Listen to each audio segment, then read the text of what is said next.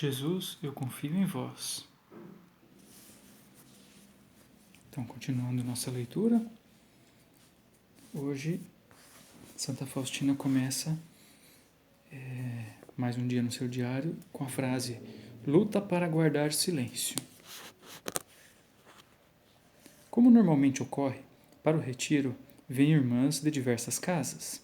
Uma das irmãs, que eu não tinha visto havia muito tempo, veio até a cela e disse-me que tinha algo para me dizer. Nada lhe respondi, e ela percebeu que não queria interromper o silêncio. E ela comentou: não sabia que a irmã é tão esquisita. E saiu. Percebi que essa pessoa não tinha nada para tratar comigo, além de satisfazer a curiosidade egoísta. Ó Deus, ajudai-me a me manter fiel. O padre que pregava o retiro era da América. Veio à Polônia para um breve período e aproveitou aquela oportunidade para pregar o retiro para nós. Percebia-se nesse homem uma grande vida interior. A sua postura manifestava a grandeza do espírito. A mortificação e o recolhimento eram seus traços dominantes. Contudo, apesar das grandes virtudes que esse sacerdote possuía, eu sentia as maiores dificuldades em abrir-lhe a minha alma quanto àquelas graças. Pois, quanto aos pecados, sempre é mais fácil. Com relação às graças, realmente tenho que fazer um grande esforço, e assim mesmo acabo não dizendo tudo. Tentações do demônio durante a meditação. Fui tomada de um estranho temor de que o sacerdote não me compreendesse, ou ainda de que ele não teria tempo para que eu pudesse confessar tudo. Como lhe contarei tudo isso? Se ainda fosse o frei Bukovski, acho que é assim que pronuncia, eu o faria com mais facilidade. Mas esse jesuíta é a primeira vez que o vejo. Recordei-me aqui do conselho que frei Bukovski me tinha dado. Quando estivesse fazendo retiro, deveria anotar, ao menos, em resumo, as luzes que Deus me enviasse, ou então fazer-lhe um relato disso, ainda que abreviado. Ó meu Deus, um dia e meio se passou tão facilmente e eis que se inicia agora uma luta de vida e morte. Dentro de meia hora começará a conferência e depois devo ir confessar-me. O demônio tenta convencer-me de que, se as superioras tinham dito que essa minha vida interior era uma ilusão, por que motivo perguntar de novo ao confessor e incomodá-lo? Afinal, a Madre X, ela põe X para não falar o nome, né?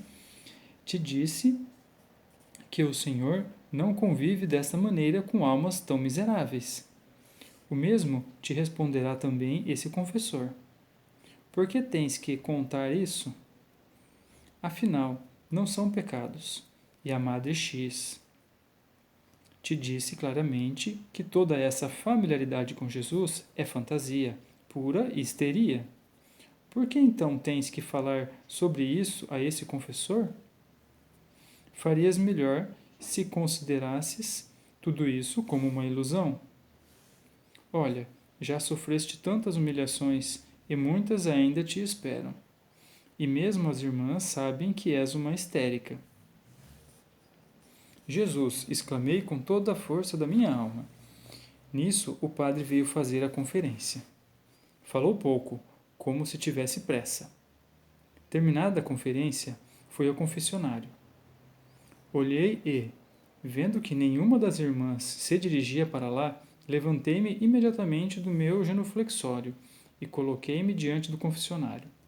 Não havia tempo para pensar. Em vez de contar ao padre as dúvidas que os outros me levantaram com relação a Jesus, comecei a contar todas essas tentações que estão descritas acima. Do medo dela de confessar, né, de se falava, se não falava as coisas, né?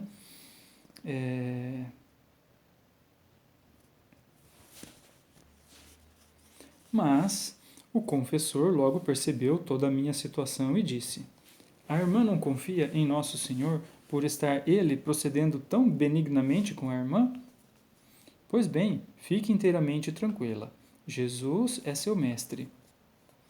Irmã, e a convivência da irmã com ele não é histeria nem fantasia ou ilusão. Saiba, irmã, que está no caminho certo. Peço-lhe que procure ser fiel a essas graças. A irmã não pode afastar-se delas. Para as superioras, a irmã não precisa falar dessas graças interiores, a não ser por ordem expressa de Jesus. E ainda seria bom entender-se antes com o confessor. Mas, se o Senhor exige alguma coisa que é exterior, então, depois de entender-se com o confessor, deve cumprir essa exigência, custe o que custar. Por outro lado, a irmã deve contar tudo ao confessor. Não existe absolutamente outro caminho para a irmã.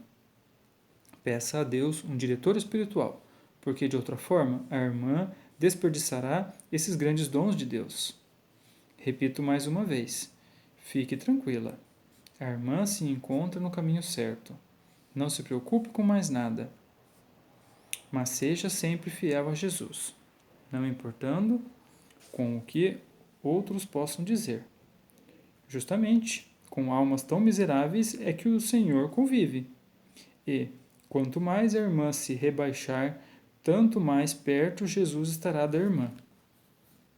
Quando me afastei do confessionário, uma alegria extraordinária inundou minha alma, e tanto que me afastei para um lugar separado no jardim, para me esconder das irmãs e permitir que o coração se derramasse inteiramente em Deus. A presença de Deus invadiu-me de súbito, e, por um instante, todo o meu nada mergulhou em Deus. Nesse momento senti, ou melhor, discerni, as três pessoas divinas que residem em mim, e experimentei na alma uma paz tão grande que eu mesma muito me admirei como pudera inquietar-me tanto. Jesus, eu confio em vós. Jesus, eu confio em vós. Jesus, eu confio em vós.